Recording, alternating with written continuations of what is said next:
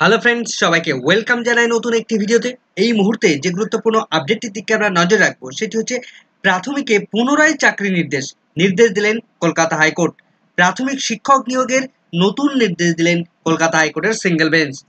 নতুন করে assistant teacher পদে অ্যাপয়েন্টমেন্ট ইস্যু করার অর্ডার দিলেন মাননীয় বিচারপতি রাজাশেখর মান্থা।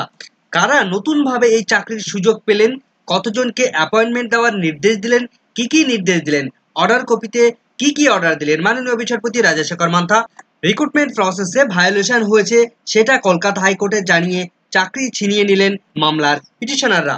কাটঅফের মধ্যে থাকা সত্ত্বেও চাকরি পাননি এমন অভিযোগে মামলা করায় পিটিশনারদের অ্যাপয়েন্টমেন্ট দেওয়ার নির্দেশ দিলেন মাননীয় বিচারপতি রাজশেখর মান্থা।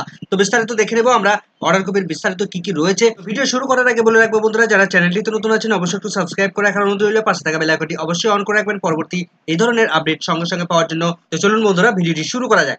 তো কয়েকদিন আগে মাননীয় বিচারপতি রাজশেখর মান্থার কাছে বেশ কিছু মামলার পিটিশনাররা তারা একটি মামলা কোর্ট নাম্বার 13-তে ওঠে। তো সেখানে যে অভিযোগটা তারা নিয়ে আসে সেটা হচ্ছে প্রাথমিকে যে শিক্ষক নিয়োগ প্রক্রিয়া হয়েছে সেখানে বিভিন্ন ধরনের ভায়োলেশন করা হয়েছে, বিভিন্ন ধরনের অভিযোগ তারা নিয়ে এসছে কোর্টের কাছে, এবং লাস্ট যে কাট অফ ছিল সেই কাট অফের থেকেও বেশি মার্কস রয়েছে এই সমস্ত পিটিশনারদের।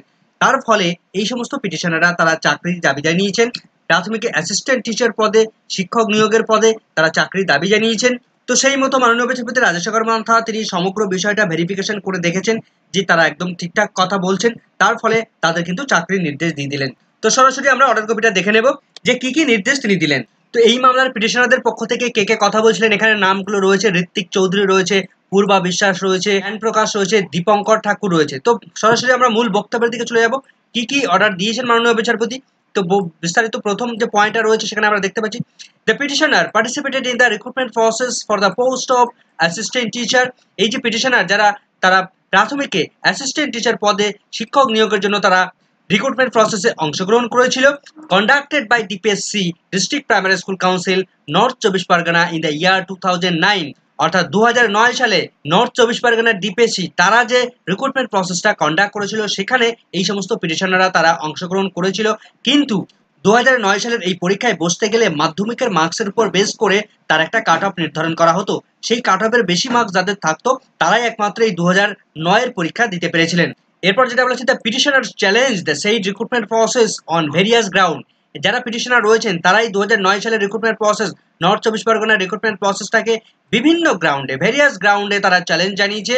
তো সেখানে তারা বিভিন্ন ধরনের অসঙ্গতি লক্ষ্য করেছে। এই মামলার যারা পিটিশনার তাদের যে স্কোর, সেই স্কোর এই জেলার 2009-এর যে নির্ধারিত কাট অফ সেই কাট অফের থেকেও বেশি মার্কস এদের রয়েছে এমন দাবিতে তারা এই মামলা করেছিল। দ্য পিটিশন হ্যাজ বিন 31শে জানুয়ারি 2022 তারিখে এসে এই পিটিশন ফাইল তারা করে, অর্থাৎ 2022-এর জানুয়ারির 31 তারিখে এসে তারা এই পিটিশন ফাইলটি করে। ইতিমধ্যে মাননীয় বিচারপতি রাজশেখর মান্থা তিনি একটা গুরুত্বপূর্ণ মন্তব্য বা গুরুত্বপূর্ণ তিনি অর্ডার দিয়েছিলেন যে 2009 সালের এই রিক্রুটমেন্ট প্রসেসে যে সমস্ত ক্যান্ডিডেটরা ডিপ্রাইভ হয়েছেন বলে মনে করেছেন এবং যারা কোর্টের কাছে এসেছেন বা মামলা করেছেন, মামলার সঙ্গে যুক্ত হয়েছেন, তার একটা ডেডলাইন তিনি বেঁধে দিয়েছিলেন। অর্থাৎ এই ডেটের পরে গিয়ে যারা মামলা করবে তাদের আর কোনো রকম ভাবে অ্যাকসেপ্ট তিনি করবেন না। অর্থাৎ সেই ডেটটা, সেই টাইম লাইনটা ছিল 30শে এপ্রিল 2024 তারিখ। তার আগে যারা মামলা করেছেন বা কোর্টের দ্বারস্থ হয়ে বা পিটিশনার হয়েছেন তাদের প্রত্যেকের কথা তিনি শুনেছেন, কিন্তু তারপর থেকে যদি কেউ মামলা করেন তাহলে তার বক্তব্য তিনি আর কোনো রকম ভাবে শুনবেন না। তো এই মামলার পিটিশনার তারা কিন্তু 2022 সালের জানুয়ারি মাসের একদম প্রথমে 31শে জানুয়ারি তারা এই পিটিশনটা করেছিল। সুতরাং অনেকটা আগে, 2024-এর অনেক আগে কিন্তু এই মামলাটি করেছে, 2 বছর আগে। তাই এই মামলাটি কিন্তু অ্যাকসেপ্ট করেছেন মাননীয় বিচারপতি রাজশেখর মান্থা। এরপর আমরা গুরুত্বপূর্ণ অর্ডার দেখব।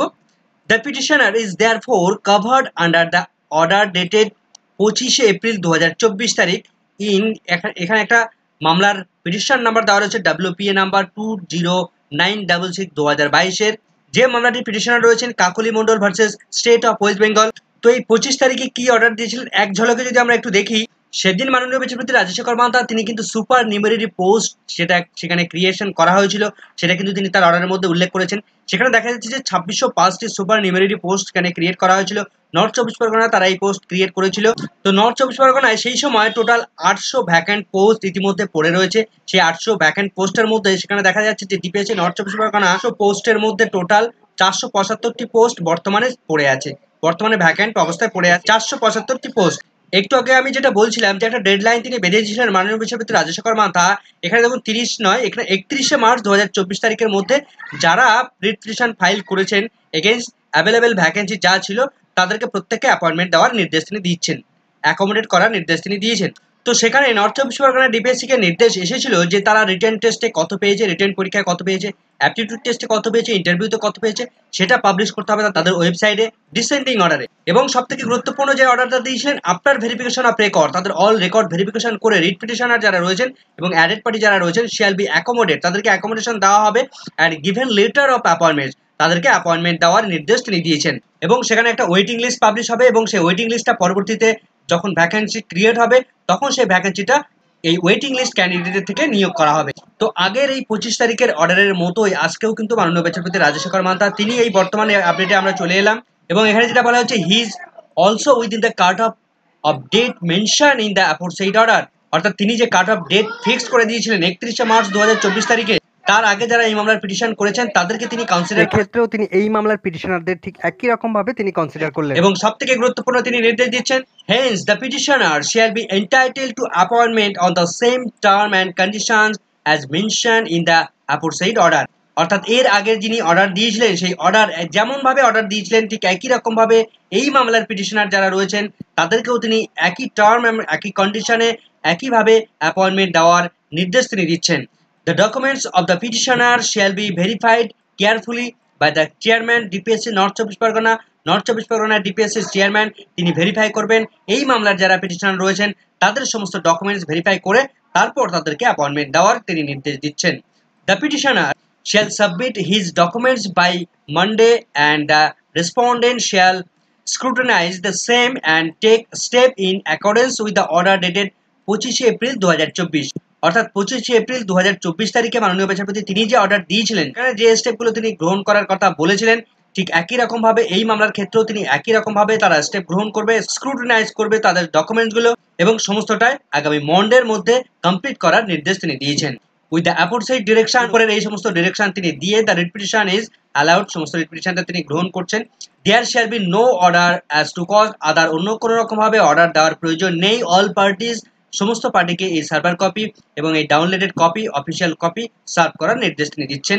মাননীয় বিচারপতি রাজশেখর মান্থা তিনি এই গুরুত্বপূর্ণ নির্দেশ চাকরির নতুনভাবে নির্দেশ দিলেন প্রাথমিকে এই সমস্ত মামলার যারা পিটিশনার 2009 সালে যারা বঞ্চিত হয়েছিলেন, যারা কাট অফের থেকেও বেশি মার্কস পেয়েছিলেন, বিভিন্ন সময় 2009 সালের এই রিক্রুটমেন্ট প্রসেসের বিভিন্ন ভায়োলেশন হয়েছে এমন অভিযোগ নিয়ে এসে তারা এই মামলা দায়ের করেছেন এবং মাননীয় বিচারপতি রাজশেখর মান্থা যে কাট অফ নির্ধারণ করে দিয়েছিলেন সেই কাট অফের আগেই এই সমস্ত মামলার পিটিশনগুলো ফাইল হয়েছিল, তার ফলেই এই সমস্ত পিটিশনার তিনি কিন্তু কনসিডার করলেন এবং তিনি চাকরির নির্দেশ দিলেন।